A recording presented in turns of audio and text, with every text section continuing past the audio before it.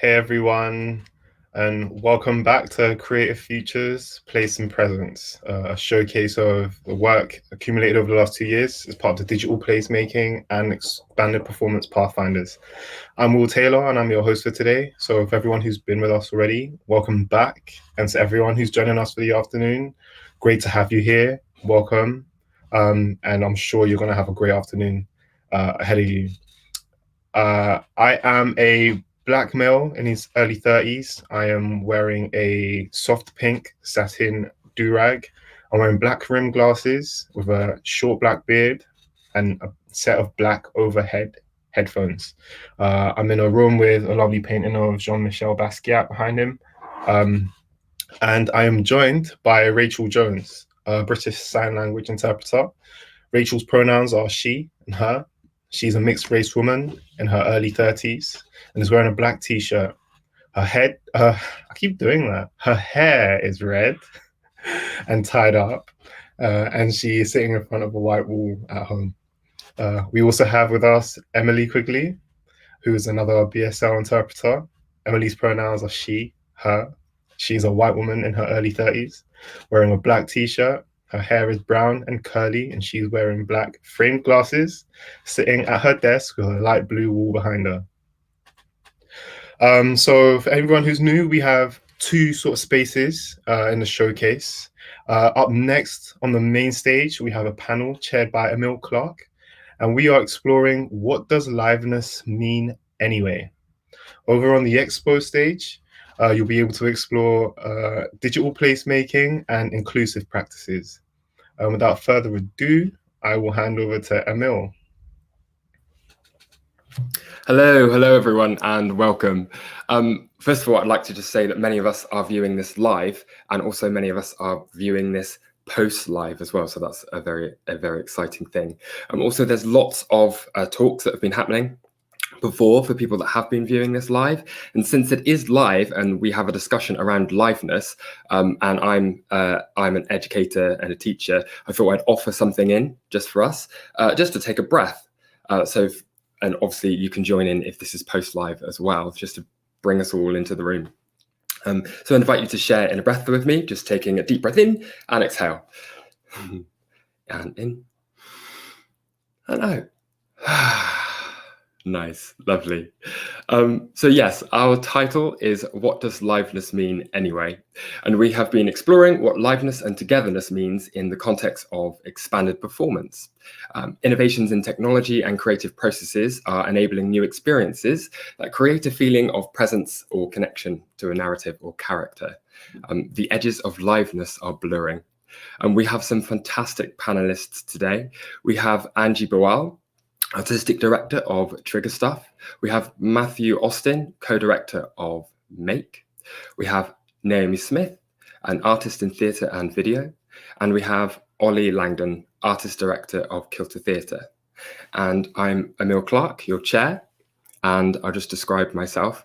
I am a dual heritage male, and I'm in a stripy shirt, and I'm sat in my flat that's grey, and there's a sofa in the corner and a lamp in the other. So yes, I'm a creator and an educator, and I love stories and how we tell them. And that's what we've all kind of been exploring, really. We'll take questions from the audience at around about 2:30, but we'd love to hear a bit more about our panel and what other hats that they wear related to the live. Would you all be happy to outline your research individually? Please feel free to describe yourself as well if you wish. Angie, would you be happy to take us away? Yeah, absolutely. So I'm Angie. I'm a woman in her late 30s.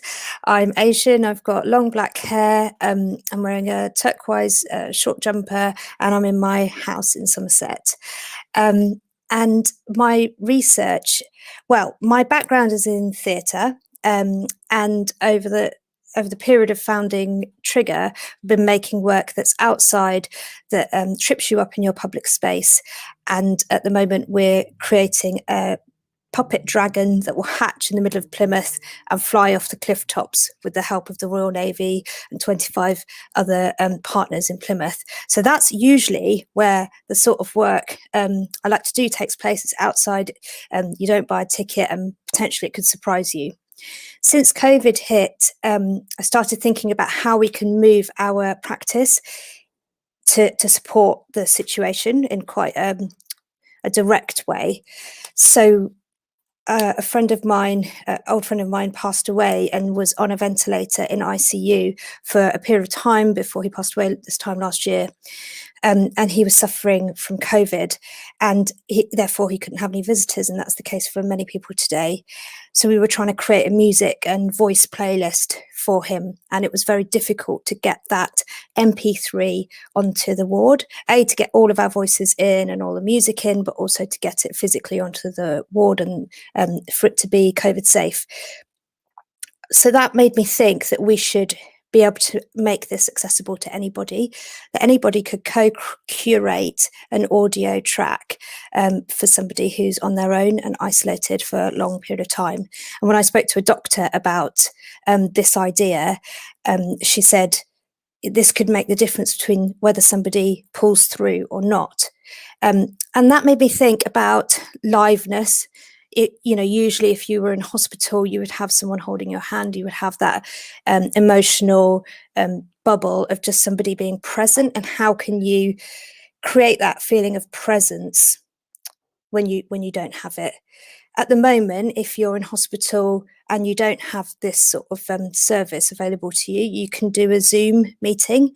And so the nurse will prepare the family and say that you're about to see your loved one in critical care. They might have all sorts of equipment attached to them. It's a really distressing experience for both the family and for the person who is obviously in that state.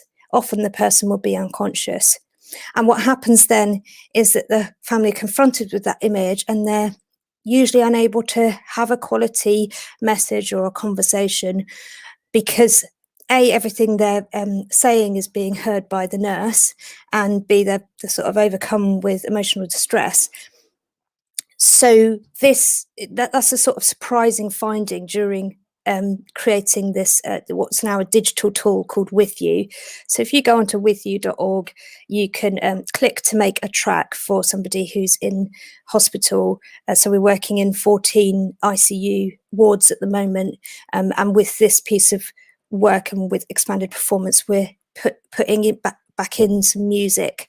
What we are trying to do is make sure that this isn't a voicemail. It's not, voicemails are boring, and I don't want to bore someone who's already very ill. What we're trying to do is think about how you can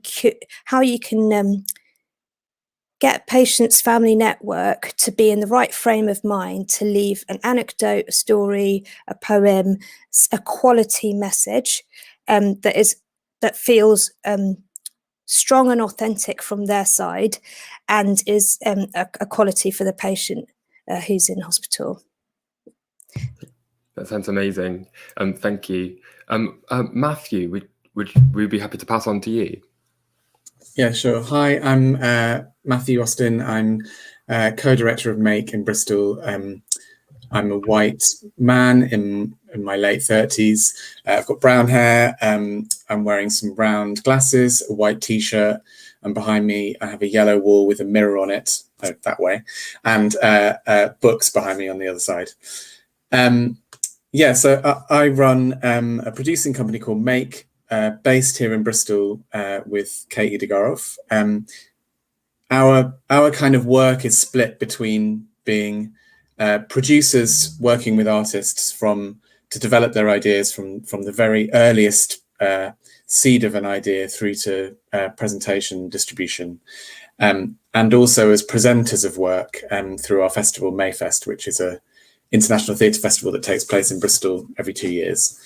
And I suppose all of our work focuses on kind of the act of gathering together and what it means to be together to share a live experience.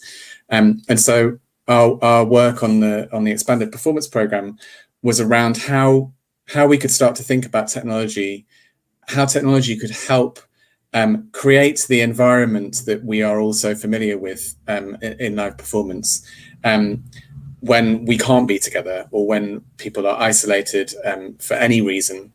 And so we've been kind of doing that thinking kind of alongside over the past year, kind of that word pivoting all of our projects away from being live performances into being audio experiences or films or things that happen through the post or online. And so it's been really nice to kind of have that thinking running through all of our work. Lovely, thank you. Naomi, would you be happy to go next? Of course. Hello, I'm Naomi Smyth, and I'm a white woman. I'm 39, shortish, blondish hair. I'm sitting in a caravan in a pink chair and wearing a dark red top. And I'm an immersive and improvised theatre performer and writer and director, and also a PhD researcher at Bath Spa. And I'm looking at narrative and embodiment with immersive technologies, particularly with regards to how immersive practitioners have pivoted during COVID.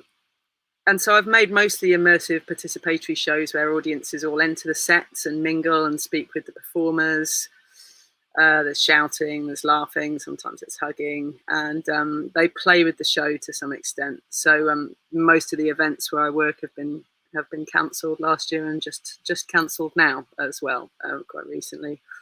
So during COVID, I kind of pivoted my practice a bit to include some improvised Zoom shows with my company Beyond the Ridiculous that I've been part of for a long time, and also beginning to experiment with theatre in social VR environments. So I make work at Shangri-La at Glastonbury every year, and this last year they created Lost Horizon, which is like a replica of Shangri-La on social VR platform Sansar. So I'm starting to experiment with them for how we can do some of the more immersive work that we do within that environment or a different VR platform. Yeah, so yeah, I think that's me. Lovely, exciting stuff. And I will pass on to Ollie as well.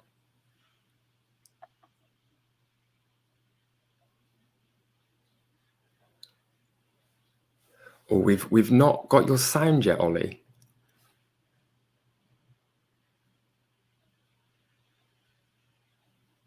Oh no, we still can't hear you. What we can do is we'll let you sort that out and then come back to you if that's okay. Yeah, lovely, brilliant. Well, I actually have some questions for you, and also as just to say again that we will be giving some question time to the audience as well. But yes, I'd love to ask my first question if that's okay, which I'm quite excited about. So for me, one of the things I'm really excited to ask the group is why this conversation is worth having. How does it help us as a people, and why is live, the concept of live, a commodity in our present and in our future as well? And anyone's happy to take the floor on that.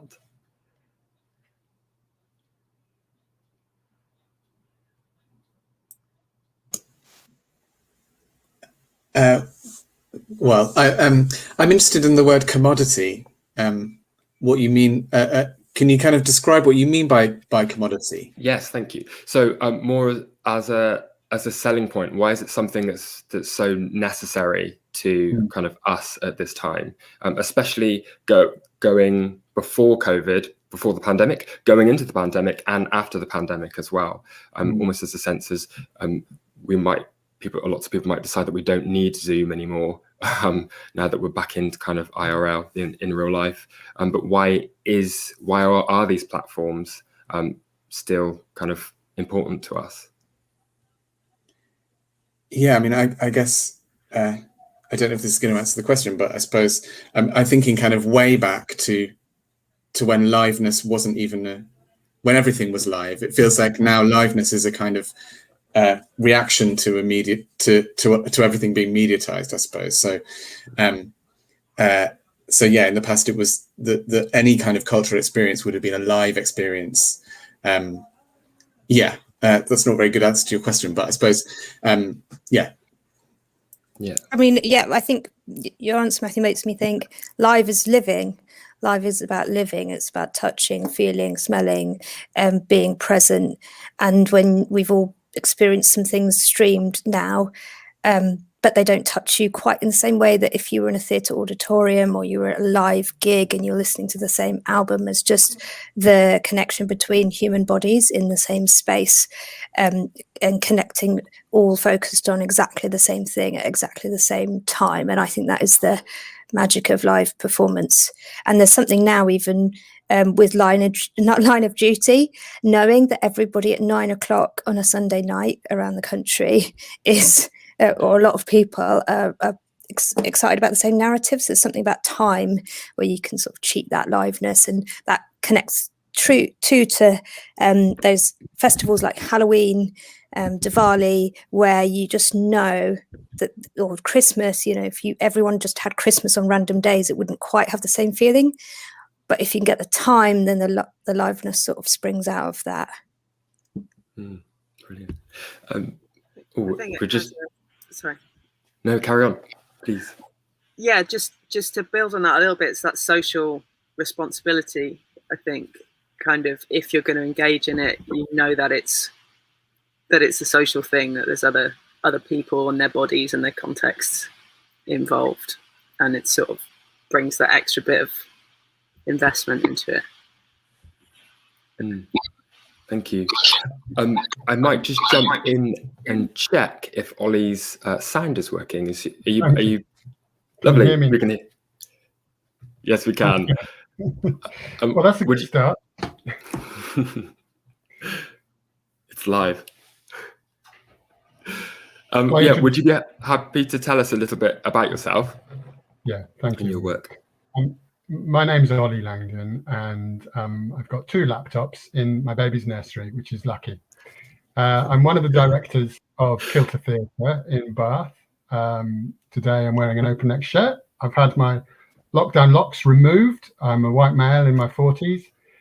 And my research as an industry fellow with the expanded performance cohort has been into how digital technology can support, augment, improve upon kind of an existing portfolio of liveness in the work that we have done for the last 10 or 15 years with Kilter, my theatre company. We make work outside. I think Angie was talking about this a little bit, about the uncertainty of working in the great outdoors.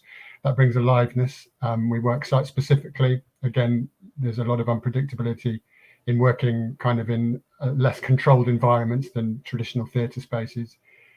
We have a lot of improvisation. We work a lot with communities and organisations within a performance moment, if you like. There is the removal of a safety net. We don't know how people are always going to behave in our audiences, or our ambient audiences, people that we've not necessarily invited to an event.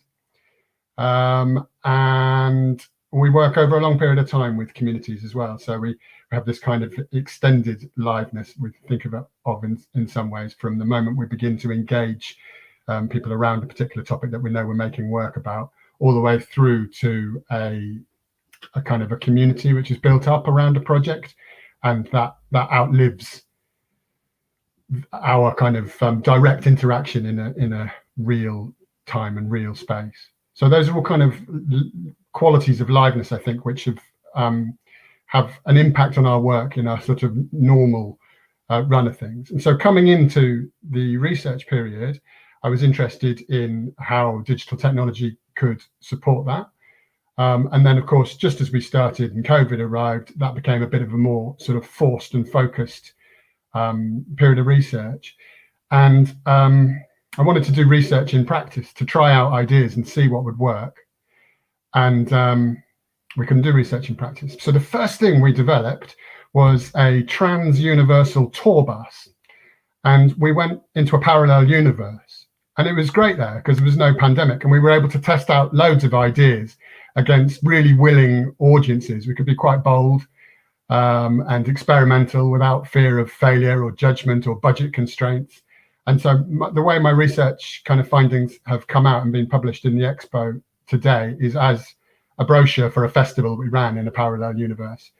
And in that brochure, you can read for each of there's only 5 shows in it out of loads that we did during the year, but on each of the shows, we've kind of given it a rating of liveness. We developed the Langdon liveness rating, Caroline Garland being the other director of Kilter and Oliver Langdon.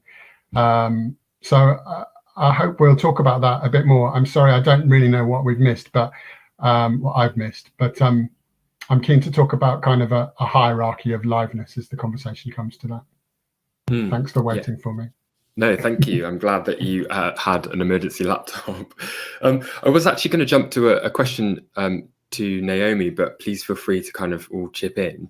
I'd love to ask, because I know that just because you've been doing some incredible kind of work on kind of this pursuit of liveness, do you feel that there are specific qualities of liveness that essentially give it that kind of essence, that thing that we're after, Naomi, just from your kind of from your research that have kind of come up?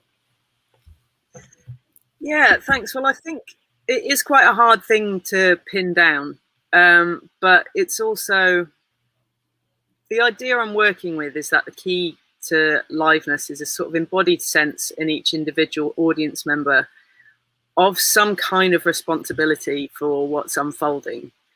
So that could absolutely be as a witness, just an audience member accepting the responsibility to be kind of quiet enough in a theatre that other people can enjoy, not to leave midway through, step on people's legs, you know, those things that we kind of accept quite easily in a physical space, to attend and enjoy and not disrupt anyone else's attention and enjoyment, you know, or like in a mosh pit, you're kind of thrashing carefully enough that no one ends up in hospital, you know. So it's very specific to the situation. So then when you're thinking about sort of digital spaces for liveness, I think you can lose the sense of that quite easily, because if you're just watching a live stream, for example, even if you know that the actors are on stage at that time, you also know that you're not even going to remotely annoy someone if you close your laptop. You know, it's not like you can cough and annoy the person next to you. So even that sort of tiny impact that you might have, that your presence has as part of the whole in a physical space, is harder to grasp and might make you feel sort of distant and outside of the liveness. Like, you know, the liveness is somewhere, but it's not with you. So I think what a lot of digital shows I've seen doing this year, kind of on Zoom and in social VR in particular, is sort of creating alibis for the audience to feel essential and also to be seen in some way. And I do think you can experience liveness alone as well, but I think in that case, the offer of sort of embodied involvement or contribution to the narrative outcome might kind of correspondingly get higher. So there's a piece that I felt very live attending, which is Play Inside Other Mothers, which is a podcast on that's on Spotify. Anyone can listen to it at any time, and you're encouraged to move along with the characters in a monologue. So you hear their thoughts, and you're encouraged to do the same movements that they do. And so the content isn't live, it's completely pre-recorded, can be accessed at any time. So it's not even that you know other people are doing it with you. But what felt live about that, to me, kind of at the edge of the definition of liveness that I'm working with, was that attentiveness to how my body felt, that sort of living, breathing sense that Angie was talking about. That the work really built in that sense of self-reflection and attention to my own living presence, and gave me a feeling of responsibility to the offer made in the work, but also a responsibility for my own experience of the work. like how seriously am I going to take the offer that it's offering me, and like how fully can I inhabit this character's movements. So yeah, that's kind of what I'm working with as far as what that spark is. That's so interesting. Thank you. Does anyone else have any other kind of feelings on that, or want to kind of jump on top of essentially what these qualities are for you of liveness? Just thinking about this, what you were just talking about, agency within your own actions. If you're doing something audio or digital, is about coming away from the, becoming a digital zombie, and how any of those things can take you out of potentially staring at a screen, or the sort of zone that we go into when we funnel into our mobile phones, but going and maybe looking at the world differently, and walking and actually getting out and touching things and being alive. I remember the Bodycast series that Fuel and Welcome Trust did, that were podcasts designed to be done in different environments, like in the bath or a bus shelter. Just wondering if there's ways to create liveness even when we can't physically give them as artistic experiences at the moment. Anything else from anyone before I jump in? Lovely. Yeah, it's so interesting. As an educator, I always find that my most important thing when teaching in kind of online spaces is absolutely to kind of check in and remind people that they aren't a zombie, because we do get used to kind of just staring at the screen. And I find that so important. Essentially why I kind of offered that breath in the beginning, just to kind of draw us into just to this space, know that we are people, not just a pair of eyes, essentially. I'd love to ask another question. Love to hear on everyone's thoughts, really, on whether you think liveness can be measured or not. Or I heard someone mention a hierarchy at one point of liveness. Do you think that is a thing? Do you think that's helpful to consider liveness in that kind of regard? It was me, I think, Emile, that mentioned the hierarchy. So I'll give it a boot, but I don't know how helpful it is. And I think it's probably different for different people. The order in terms of what you see as the most live thing, down to what is only sort of the fringe of liveness. I think it depends on who you are, and a more introspective person perhaps might find their liveness satisfied more readily than someone who is kind of more direct and in the moment. I mean, that's an idea that has not been tested out in any way. But right at the top of the hierarchy, I think there is widely accepted the idea that being in a shared space in real time is a very live event. And I after this year, I find that there's a balance, perhaps a question to be asked, whether that is more or less or the same degree of liveness as a video conferencing moment. I mean, liveness crosses over with intimacy in some respects for me. And I think like a Zoom call or a call like this, where you're in my baby's nursery, you can see my face close up, like there is a quality of liveness which transcends the distancing that a stage space might give you. The eye contact you get is of a different quality when you're in real life. And then for me, it kind of runs away from there. And this is not a new idea. I mean, going back to Philip Auslander's book, it's published in 1999, Liveness, Performance in a Mediatized Culture is the title of the book, if you don't know it. And that kind of sets out different degrees of liveness. So dropping away from what I've just described, you come to kind of things which are broadcast live. And there's a few steps, and then I think there's quite a big chasm before you come to recorded live and broadcast later. That delay really counts for something, the delay in time. And then, I mean, it keeps dropping away, and there keeps being new forms of liveness, I suppose, being added to the scale. And one of the shows in the Parallel Universe Festival, I think it only got 1 star for liveness on the Langdon scale of liveness. but it still retains something of liveness, even though it was a personal experience. So can you have a live moment all by yourself, whether you're interacting with a kind of a chat bot on a social media platform? Is that live? I don't know. That's just a question to go out there. And right the way down, I've added to the bottom of my list, actually reading a festival program as the lowest form of liveness, but nevertheless, something which retains some kind of visceral thrill in it, which feels live, knowing that a live event will take place, or reading a review knowing that it has taken place, and you can put somewhere in your head that sense of all the physical and emotional things that come with liveness. It's a long answer. No, thank you. Awesome. I'll just let you everyone know that we'd love to take some audience questions in a couple of minutes' time. But yeah, does anyone have anything to kind of respond to what Ollie just said?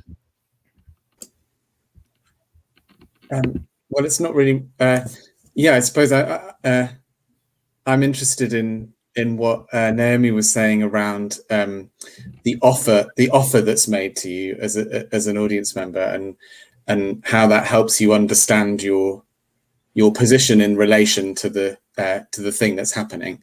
So for me, the kind of a successful live event is where I am clear as an audience member what is required of me, and why I am needed in that space. Why is it important that I am there in order for this thing to happen? What is the thing that I am doing to help this live event happen?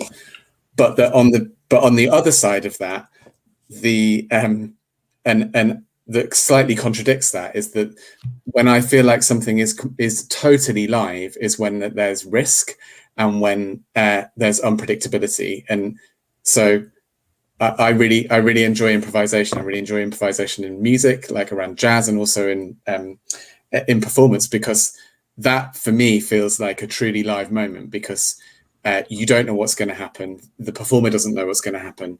And so you're in this atmosphere of unknowing, which is quite exciting. And in that moment, I think as an audience member, maybe it's less clear what your relationship to it is, or what the offer's being made to you, because no one knows, because the thing is unfolding. So I remember there's a company they're now based in the East, called Search Party, who used to be based in Bristol.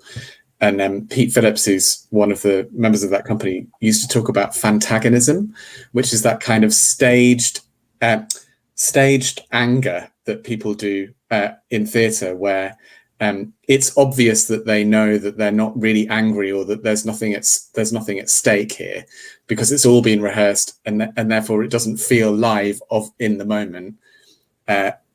Whereas some kind of improvisation or some performance that is kind of more free can feel more live in the moment. And just going back to that feeling of when you feel alive, and whether that's a measure of liveness, I'm thinking about what gets you out of your autopilot and switches you on, whether it's jumping into a cold pool, whether it's when the actor loses their lines and sort of picks them up and you go, whoa. And that's what I was talking about, the digital zombiness, or even just daily zombiness. And what is it that sparks you up, that makes your skin sort of prickle when the music's on and you feel that connection? That's like, to me, that's the top of the hierarchy, however that happens on your own or whatever. And that's why in the ICU unit, it's like, what makes you feel alive? What makes you want to be alive? What gives you that connection, even though you might be even unconscious?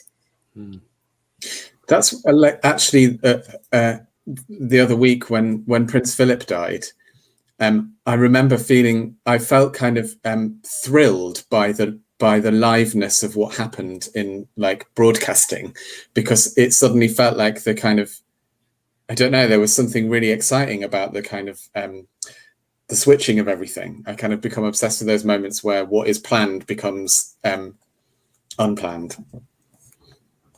Lovely. I've got some questions from the audience, if that's all right, that I'm going to place on the table. First of all, we have a question from Anna. They've asked if is there a description of liveness as a personal. Sorry, I'll just read that properly.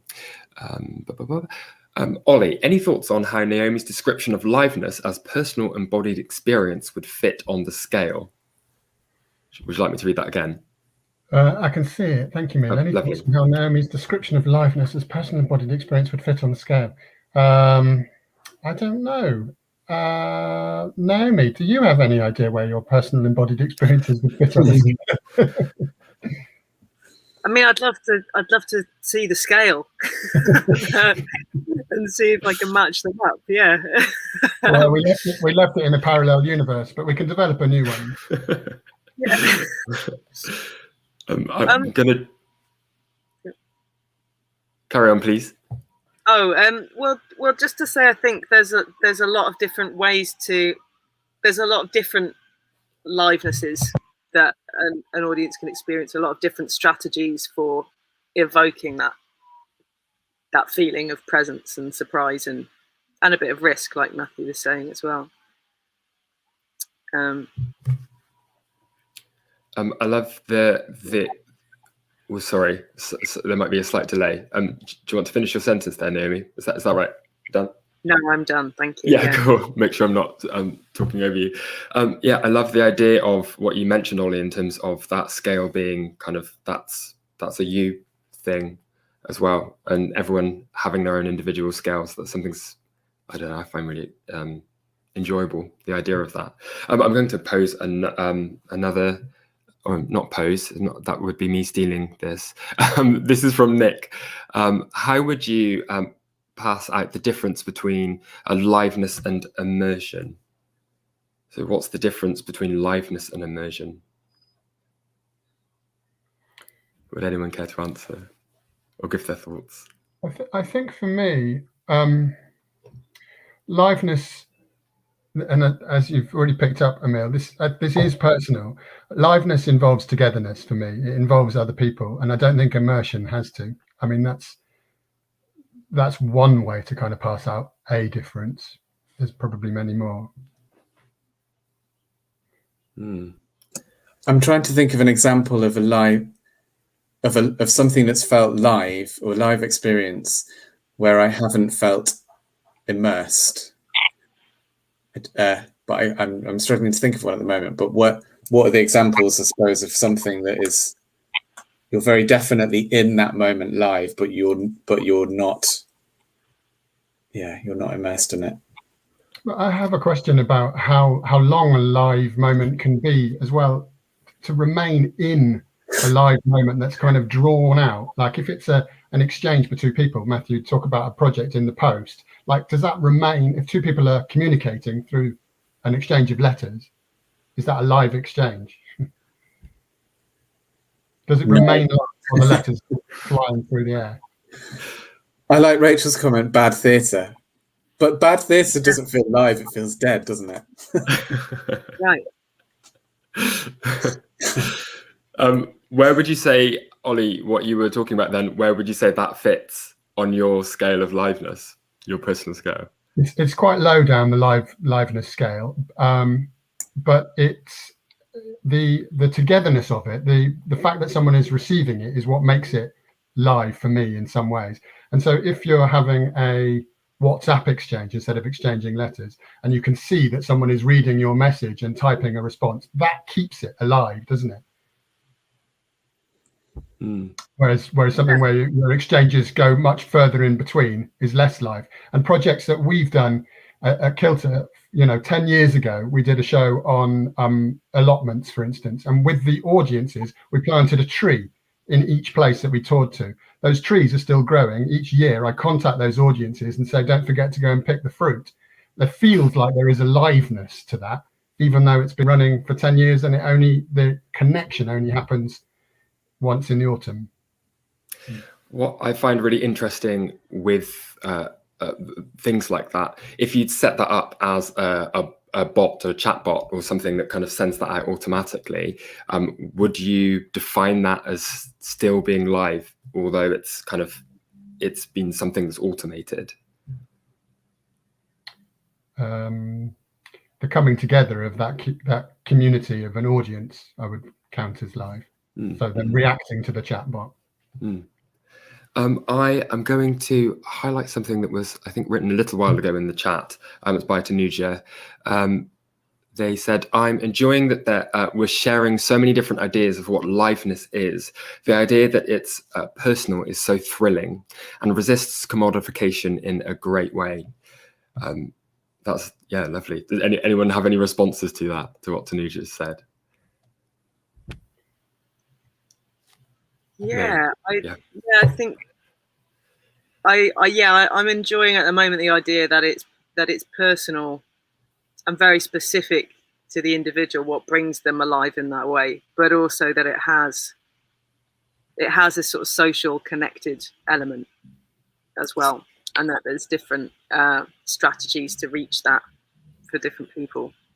I guess same way as you reach people on anything in a social situation. And Naomi, that and Tanuja's comment makes me think about the effort that we go to do audience development and go, we need all the old people and the people from different communities and different cultures to come and see this particular piece of work. And it is personal, and it might just be that those people are not connected to the programming that we're putting on. And so therefore, how do we make that liveness appeal to more people, and how can we get those stories into our programming, and make sure that we're not offering, what really our offers is the opportunity to reflect and revive and create that aliveness and spark the imagination and make your story make more sense on how we are in the world. And I think that is a problem if we continue being as undiverse as we are in arts programming, then we don't invite a whole section of people along to experience that. Thank you. I'd love to pose potentially a final question, and also please feel free to audiences at home or wherever you are, you might be in parks, to please feel free to type in the chat as well your response to this.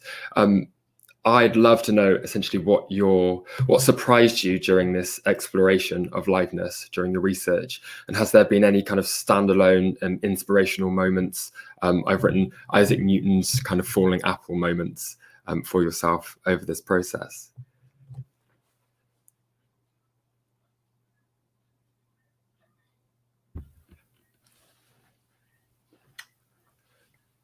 For me, it's that thing that I've already slightly mentioned, Emile, about the liveness of video conferencing, and we've done some performances on Zoom now, and I thought they were just going to be a stopgap until we could go back to real life, but we've developed something for that medium, and it's not going to work in real life. It's only going to work online, and we're going to keep doing it online.